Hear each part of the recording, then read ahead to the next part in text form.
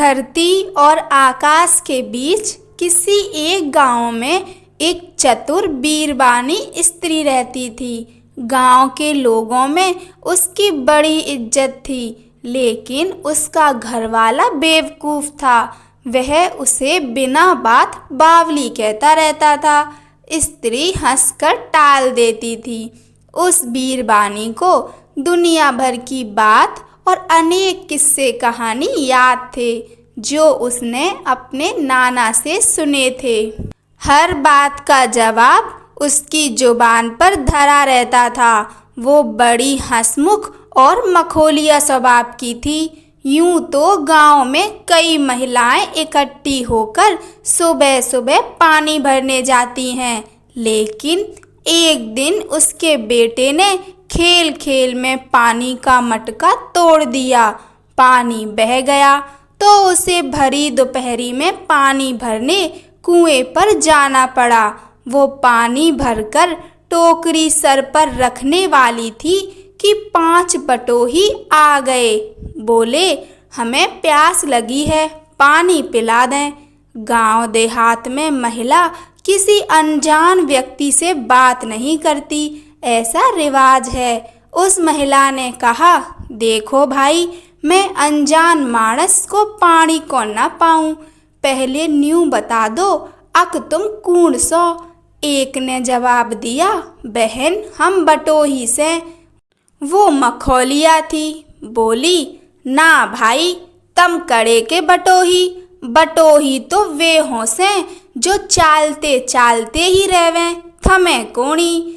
तुम तो रात होते ही पड़ कई सो जाओगे, बटोही तो 2 और ही से। उस आदमी ने पूछा, वे कौन हैं? महिला ने कहा, एक सूरज और दूसरा चांद, वे कदे रुकते देखे से। अब दूसरा बोला, हम तो तिसाए प्यासे से। पनिहारी बोली, तम कड़े के तिसाए? तिसाए तो वे हो से जिनकी प्यास कदे खत्म ना हो, वे तो 2 और से। उस मानस ने पूछा, वे कूण? वो बोली, एक ते चकवा चातक और दूसरी धरती माँ। तम उसका यों जवाब सुनकर तीसरा बोलिया, बेबे हम तो चोर सा।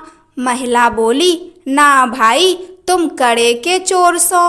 राजा का सिपाही 2 डंडे मारेगा, सारा माल निकाल के दे दोगे। असली चोर तो 2 और से, जो एक बार कुछ चुरा लें तो वापस ना करें। उस आदमी ने पूछा, इससे चोर कूण? औरत बोली, गुरु और बुढ़ापा। वो सारे आदमी अचरज से बोले, गुरु और चोर? औरत बोली, रे बावलों, गुरु अज्ञान ने चुरा ले, फेर के देवे से। चौथा बोला, बेबे हम ते मूर्ख से, जो इस गांव में मरण आ गए। औरत हंसकर टोकनी से पानी पिलाते हुए बोली, मूर्ख ते जगत में 2 और। उसकी बात पूरी ना हुई कि उसका पति आधम का। वो गुस्से में बोला, मैं घड़ी हाड़ का देखूं सू, तू इन पराए मर्दा, इन 4 मुस्टंडा तैन मस्तान लाग रही से। तेरा चाल चलन ठीक को न्या, मैं तन्ने ते घर ते काढ़ूंगा। उसका पति उसे व उन 5 को राज दरबार में ले गया। वहां फरियाद कर दी कि मेरी बीरबानी बदबख्त है, मुझे इससे निजात दिलाओ।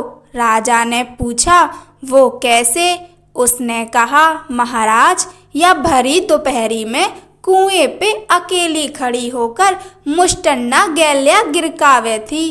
राजा ने उस औरत से पूछा, क्या तू अनजान लोगों से बात कर रही थी? वह बोली, जी। राजा ने उसके पति की बात सच मानकर फैसला दे दिया कि तलाक मंजूर है। औरत रोने लगी, बोली, महाराज मैं बेकसूर हूँ। रानी जो यहाँ बैठी थी, उसे औरत पर दया आ गई। बोली, तू बेकसूर कैसे है, साबित कर। औरत बोली, रानी जी, इसके लिए आपको मेरा पूरा बयान सुनना पड़ेगा। राजा रानी दोनों बोले, सुनाओ। उसने सारी कहानी सुना दी। रानी ने कहा, महाराज, इन बातों से तो यह साबित नहीं होता कि यह बदचलन है। राजा भला रानी की बात कैसे टालता, लेकिन फैसले से पहले उसने पूछा, तूने अंत में कहा मूर्ख दो, और वे कौन? औरत बोली, वाह महाराज, जान दो जी, के करोगे जवाब सुनकर? राजा बोला, ना, इस सवाल का जवाब भी तन्ने देना पड़ेगा।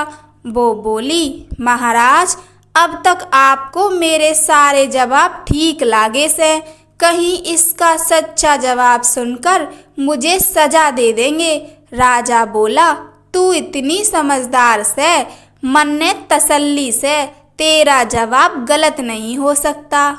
औरत बोली, ठीक से, मैं जवाब ते दे दूंगी, मगर आप वचन दो कि मेरे जवाब का बुरा नहीं मानोगे।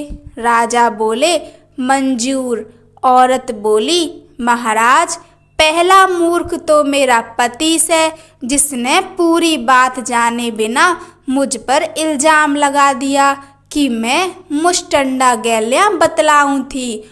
और दूसरा मूर्ख वो से जो किसी की कही सुनी पर बिना सोचे समझे यकीन कर ले, जैसे हमारे राजा साहब ने मेरे पति की बात मानकर मुझे बदचलन मान लिया। महाराज, कह दी, इस खातर मुआफ़ी चाहूँ सूँ। उसकी ये बात सुनकर राजा हंस पड़ा और उसके पति से बोला, तू बड़ा भाग्यशाली है जो तुझे इतनी समझदार पत्नी मिली। इसकी बात मान्या कर सुखी रहेगा। कहानी सुनने के लिए आप सभी का धन्यवाद। जय श्री राम।